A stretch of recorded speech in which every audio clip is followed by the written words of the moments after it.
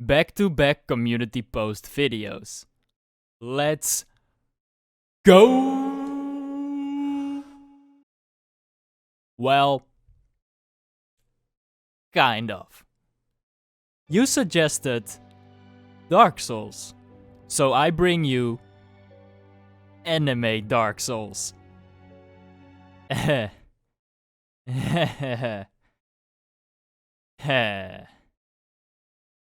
During the Steam summer sale, I stumbled upon this relatively cheap game that caught my interest immediately. Little Witch Nobeta. The game looked very appealing in terms of graphics, the user reviews were overwhelmingly positive, and like I said, it barely cost me anything.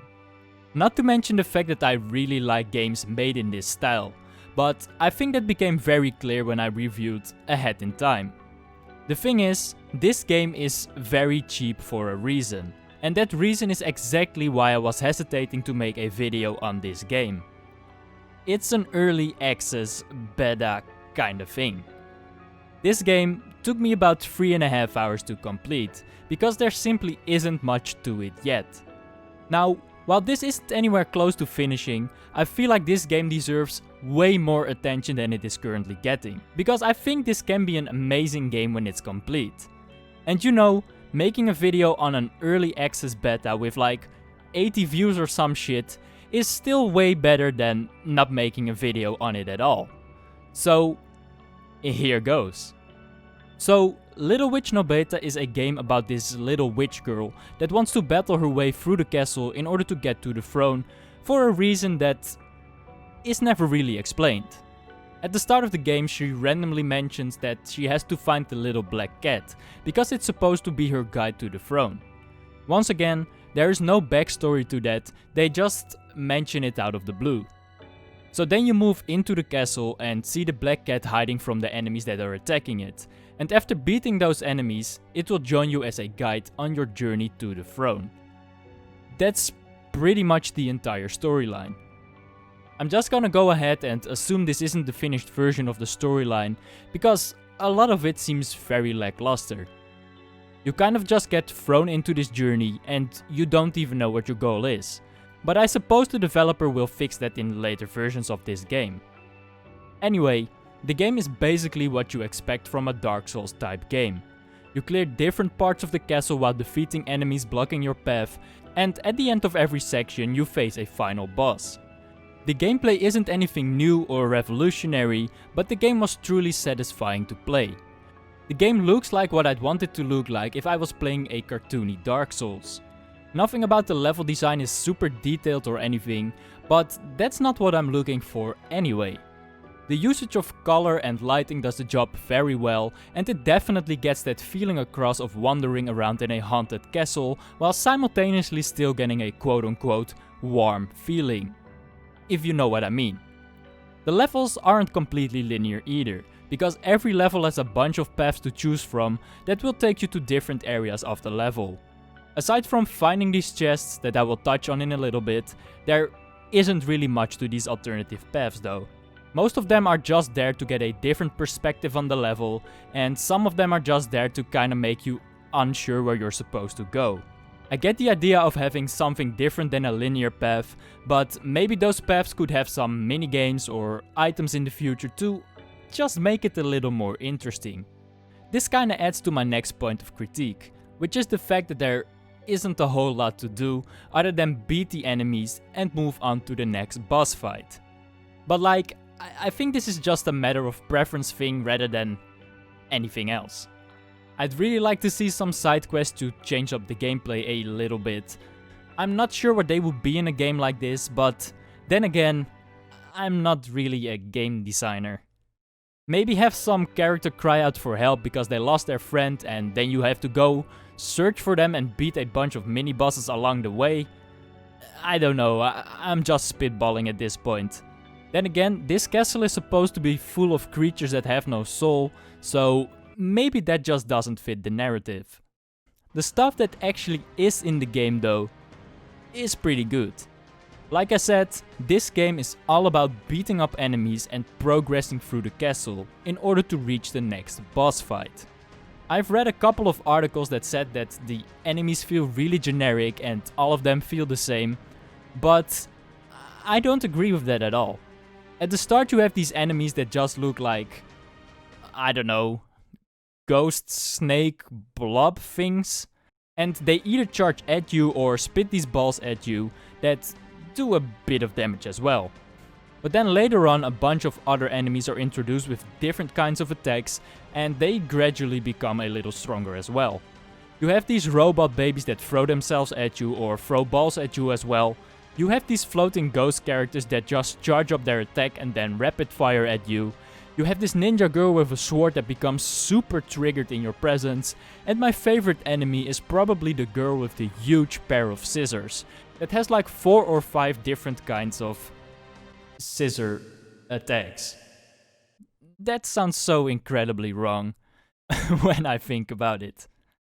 But yeah, in a time span of 3.5 hours you are introduced to a bunch of different enemies, and in my opinion none of them feel generic or the same as other enemies. It's just really well done. But the creme de la creme is most definitely the boss fights. Don't get me wrong, I really like the enemies you fight in the levels and stuff, but the bosses one-up them in every way possible. And rightfully so. So before I jump into it, let me explain the backlore of these bosses real quick. The whole idea of this game is that you fight these enemies that are crafted souls without any consciousness whatsoever. These bosses, however, somehow do have their own consciousness. It's never explained why, but they do. As a result of having a consciousness, they just want to fight you, I guess. Anyway, the designs of these bosses are fantastic. You have this dark looking suit of armor that suddenly comes alive and looks badass, and you have this girl with a ribbon that just starts collecting parts of other crafted souls in order to become Super Skull Hands Girl, which also looks fantastic.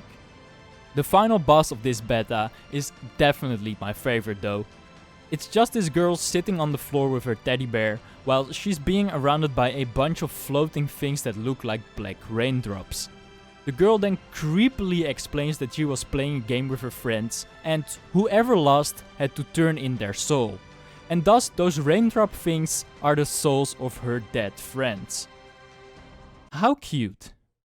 She then proceeds to transfer the souls into her teddy bear and it turns into a dangerous looking grizzly bear for the boss fight. Once you beat it, however, it turns out this boss fight actually has multiple phases, because this girl jumps into the lava in order to become Mega Girl. These bosses are hands down the best thing in this entire game. They look fantastic, they aren't easy to take down, and all of them have multiple attacks to keep you guessing. You can clearly tell that the developer put a lot of work into this, because everything just looks more detailed than the rest of the game. Whether it's the boss design, the variety of attacks, or the way the execution of these attacks looks. All I can really say is that the developer put their effort into the right thing, and it worked out really well. I can only assume future bosses are going to have 3 phases, and the final boss will probably even have more than that, and I wouldn't have it any other way. But you have to beat these bosses by using attacks, and that is something I haven't exactly touched upon yet.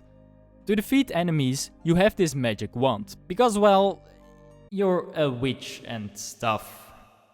Throughout the beta you can obtain 3 different types of magic.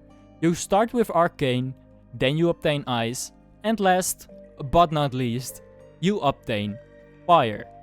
There is however a 4th type of magic as well in Lightning, but you can only obtain that by doing a secret level. You don't actually use it in this beta. I'm just assuming it's meant to be introduced at a later stage in the game. These magic spells are pretty much what you'd expect from a Dark Souls type game.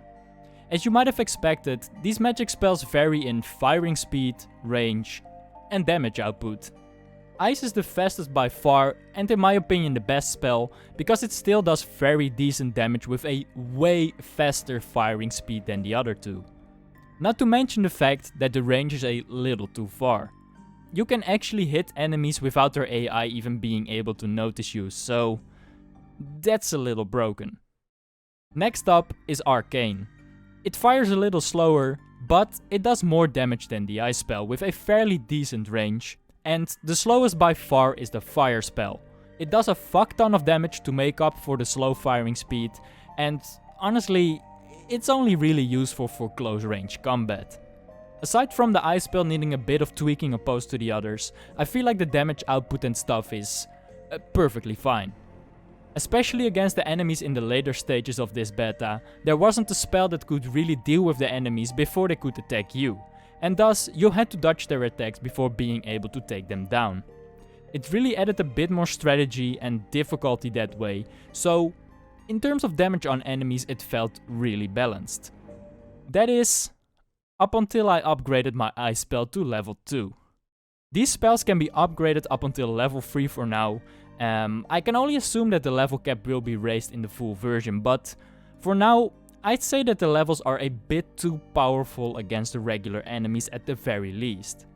I mean, the bosses still have a lot of health, and I didn't feel like it was easier to get rid of them, but I found myself charging at enemies when I upgraded my ice spell because spamming while running was more than enough to defeat them. Maybe it was a combination of me putting most of my skill points in strength plus the upgrade to level 2, but it felt a little broken to me. Aside from spamming the different spells, you can also press X or square on respectively the Xbox or PS4 controller to charge the spells and execute a very powerful attack on different enemies or objects. There is one issue I have with this charging thing though, and that's the fact that it isn't properly explained. In the game you have these floating rocks that make magic walls appear in doorways, so you can proceed to the next section. At first you can just destroy them by spamming regular attacks and such, but at this point in the game that wasn't what you were supposed to do. In this room there are 3 of them, and you're supposed to charge your wand, aim at all 3 of them to lock onto them, and then fire to destroy all of them at the same time. However, it is never properly explained that you can even lock onto enemies at the same time. It took me 15 minutes of running around and trying everything I could think of before I just YouTubed the answer. I really wish the lock-on aspect of the charging spell is explained when the game explains the charging spell itself. The same point of critique applies to this moment in the game. In order to progress, you need to cross this pathway that's covered in flames, and the game never properly explains how you're supposed to do that. You stand there, watch a cutscene, and then the black cat just goes like, "Figure it out yourself, dumbass." Well, I wasn't able to. Once again, I had no fucking clue what I was supposed to do, and I ended up YouTubing it again.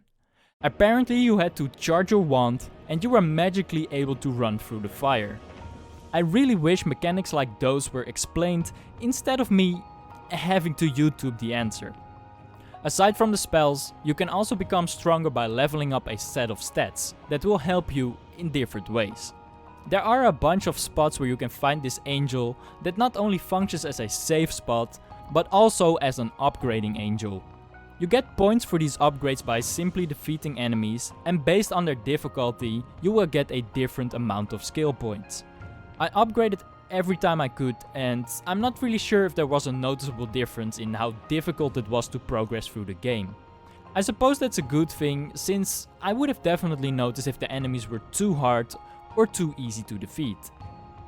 You can level up your stats pretty quickly, since the enemies drop quite a bit of skill points, and you can just farm enemies by reloading a room.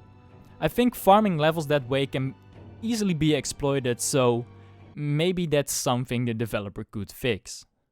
While we are at the statue, there's one more thing you can do here. Aside from leveling up different stats with the aforementioned skill points, you can also trade these skill points for usable items like health crystals, defense crystals, mana crystals, etc. I found myself using multiple of those every boss fight, so being able to buy them at the statue was very convenient. You can also find these usable items throughout the map, which brings me to the final thing I have to say about this game. First of all, every level has a bunch of pots, barrels and boxes you can break that will give you health, mana or health/mana crystals. These crystals have a 50% success rate, with the other 50% losing you a part of your soul. Now, while this idea of free crystals is cool and all, there really is no reason to keep these. The crystals at the shop that work 100% of the time cost 36 skill points, and there isn't a single enemy that gives you less than that. Why would you even bother keeping the scuffed crystal when it's that easy to obtain a better one? Cool idea, poor execution. There is another way to obtain crystals, however, and that's where the chests I mentioned earlier come into play. Throughout the map, sometimes hidden really well, you can find these blue chests. Once you smack them with your wand, you will find a valuable item as a reward for finding the box. In here, you can find crystals you can't actually buy in the shop, such as crystals that restore even more health, but you can also find these things that look like shiny books that give you an extra item slot or upgrade your magic spells by a singular level. I really like the placements of these chests and the rewards they gave out in the end.